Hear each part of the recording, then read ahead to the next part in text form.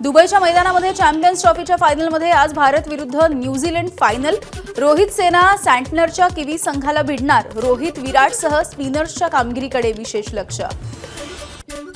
आजच्या मॅचमध्ये फिरकीपटू निर्णायक ठरणार आहेत। भारत 4 तर न्यूझीलंड 3 फिरकीपटू मैदानात उतरवू शकतो। आतापर्यंत अपराजित भारतीय संघामध्ये बदलाची शक्यता कमी। भारत पुन्हा किवींवरती फिरकीचं जाळं टाकणार। कुलदीप यादव, अक्षर पटेल, रवींद्र जडेजा, वरुण चक्रवर्ती असे 4 फिरकीपटू आजच्या सामन्यामध्ये खेळणार। भारत आणि न्यूझीलंडमध्ये आजच्या चॅम्पियन्स ट्रॉफीची फायनल। भारताला तिसऱ्यांदा चॅम्पियन्स होण्याची संधी, न्यूझीलंडला सुद्धा दुसऱ्यांदा चॅम्पियन्स ठरण्यासाठी आटोकाट प्रयत्न करावे लागणार। फॉर्मात परतलेला विराट आणि डिपेंडेबल श्रेयसवरती भारताची मदार आहे। न्यूझीलंडसाठी राचिन, विल्यमसन आणि सँटनर हे कळीचे खेळाडू ठरणार आहेत। लॅथम, ब्रेसवेल आणि यंग सुद्धा ठरू शकतात भारतासाठी अडचणीचे। मॅट हेनरी या वेगवान गोलंदाजावरती सुद्धा न्यूझीलंडची मदार आहे, पण तो दुखापतग्रस्त असल्यामुळे आजची फायनल खेळणार की नाही याची उत्कंठा। चॅम्पियन्स ट्रॉफी 2025चा उत्साह आता अंतिम टप्प्यात। दादरमधील शिवाजी पार्क मैदानामध्ये सुद्धा क्रिकेट प्रेमींचा उत्साह शिगेला। भारत आणि न्यूझीलंडमध्ये आज चॅम्पियन्स ट्रॉफीची फायनल। नागपूरच्या मुजुमदार क्रिकेट अकॅडमीमध्ये चिमुकल्या क्रिकेट प्रेमींमध्ये उत्साहाचं वातावरण। संतोष देशमुख यांच्या हत्येच्या निषेधार्थ बारामतीमध्ये सर्वधर्मीयांचा निषेध मोर्चा। कसबा इथल्या शिवाजी उद्यानामधून मोर्चाचं आयोजन।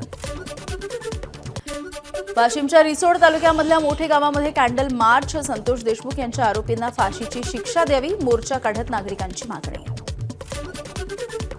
काँग्रेसचे प्रदेशाध्यक्ष हर्षवर्धन सपकाळ यांच्या नेतृत्वामध्ये निघालेल्या सद्भावना यात्रेचा पहिला टप्पा पूर्ण।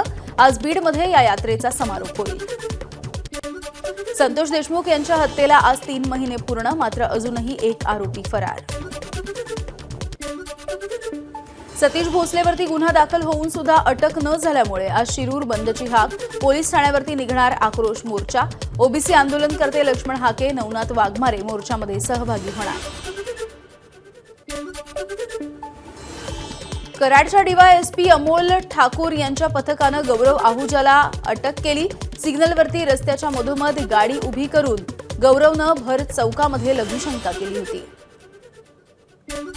पुण्यामध्ये रस्त्यावरती अश्लील चाळे करणाऱ्या गौरव आहुजा याच्या मित्राला सुद्धा अटक। बीएमडब्ल्यूमध्ये बसून भाग्येश ओसवाल हा दारू पित असल्याचं मेडिकल रिपोर्टमधून स्पष्ट।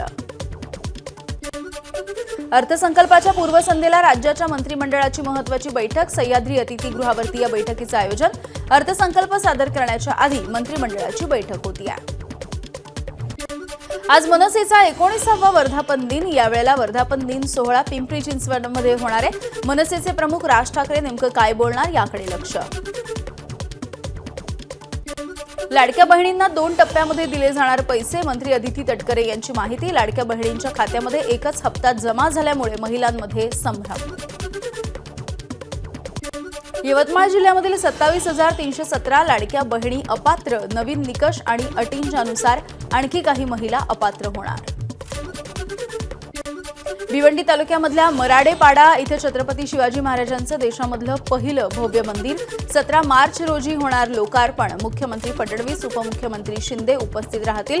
मुरबाडचे आमदार किसन कथोरे यांनी दिली मंदिराला भेट। म्हाडाच्या नाशिक मंडळाला 20% सर्वसमावेशक योजनेच्या अंतर्गत उपलब्ध झालेल्या 502 घरांच्या सोडतीसाठी नोंदणी। या प्रक्रियेला 21 मार्चपर्यंत मुदतवाढ। मुंबई पालिकेच्या क्रॉफर्ड मार्केट वरळीमधील जागांसाठी पुन्हा एकदा निविदा। प्रतिसादाच्या अभावी किमती निम्म्यावर। लिलाव प्रक्रियेमधून मलबार हिलची जागा वगळण्यात आली आहे।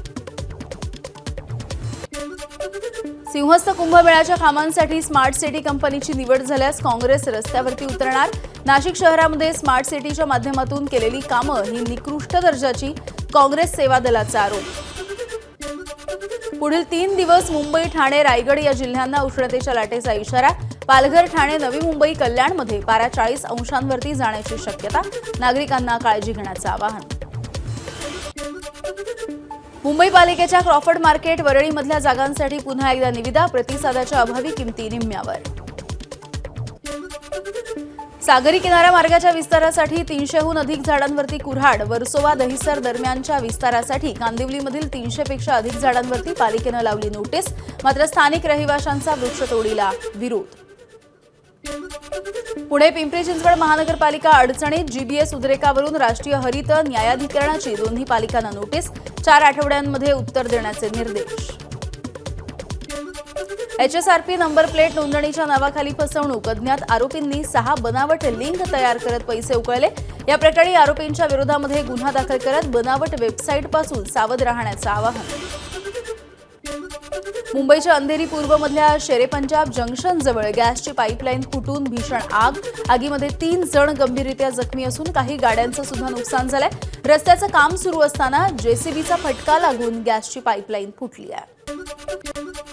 गोंदियामधील माजी नगरसेवक लोकेश यादव गोळीबाराचं प्रकरण. आणखी 6 आरोपींना अटक. आतापर्यंत 16 आरोपी पोलिसांच्या ताब्यात.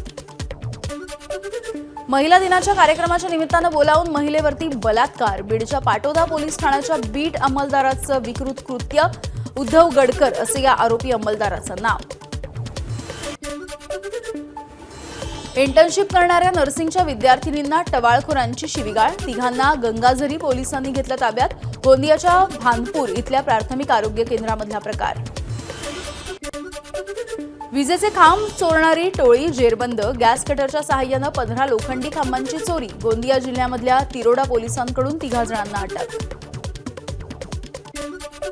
नाशिकच्या मालेगावमध्ये तरुणानं बनवला स्वतःच्याच मृत्यूचा दाखला. बचत गटाच्या कर्जाचे पैसे फेडण्यासाठी तरुणाचं कृत्य. या प्रकरणी 2घांना अटक करत 4 दिवसांची पोलीस कोठडी. अकोल्यामध्ये 10 लाख रुपये किमतीचा गुटखा जप्त. रामदासपेठ पोलिसांची मोठी कारवाई. जळगाव शहरामधल्या दीक्षितवाडी परिसरामध्ये गावठी दारू हातभट्टी उद्ध्वस्त. लाखो रुपयांच्या दारूसाठ्यासह कच्चे पक्के रसायन सुद्धा नष्ट. रायगडच्या बिरवाडी काळीज इथे एसटी बस आणि दुचाकीचा भीषण अपघात. अपघातामध्ये खैरे इथल्या पोलीस पाटलांचा दुर्दैवी मृत्यू झालाय.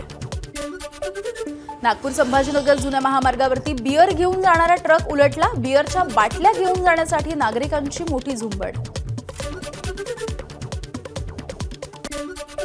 अकोल्यातल्या मूर्तिजापूर पोलिसांकडून कत्तलीसाठी नेणाऱ्या जनावरांची सुटका. राष्ट्रीय महामार्गावरती अमरावतीहून अकोल्याकडे जात असताना पोलिसांचा छापा.